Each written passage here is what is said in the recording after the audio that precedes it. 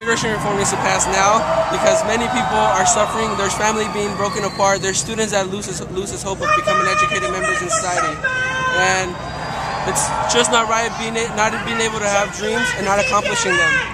How hard of a fight do you think it's going to be? Tough.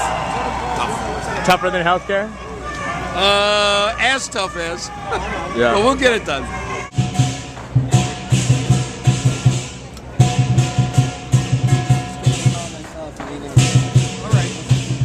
I'm Mike Gempler, and I'm director of the Washington Growers League in Yakima, Washington, and I represent agricultural employers. And I also am past president of the National Council of Agricultural Employers, and we've been working nationally for 6 years to get comprehensive immigration reform, because probably 70% of the people who work in U.S. agriculture and field work are using false documents to get jobs.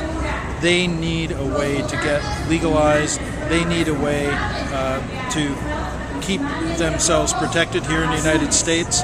They've been here for 15, 20 years, many of them. They own homes, they own businesses. It's the right thing to do to be able to have people who live here and who are invested in our communities to be able to have legal status. We also need to have a way to have a temporary visa program that makes sense, that without putting us out of business, without being so difficult to use when we have these highly seasonal, highly perishable crops. That's part of comprehensive immigration reform. We need to legalize people who've been working here, to respect them and be fair to them, and get a better, easier to use temporary visa program. So what sort of changes do you think need to happen in our immigration system? Well, there needs to be judicial changes so the judges have discretion to make decisions.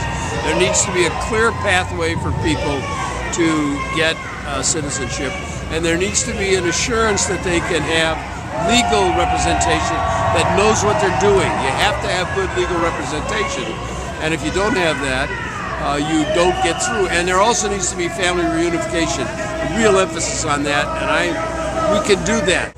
I think the biggest roadblock right now is the concern and the misconception on the part of many citizens in the U.S. that immigration reform is going to bring more people in and cause more unemployment. People are stressed now.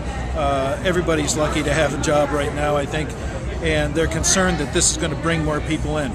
The point is, people are already here, and they're keeping our economy going. Our economy relies on immigrants, and we need to be able to have them live above ground and keep contributing to our economy. So that's the biggest barrier, is that people think that immigration reform is going to make things worse, when in fact immigration reform is going to make things better.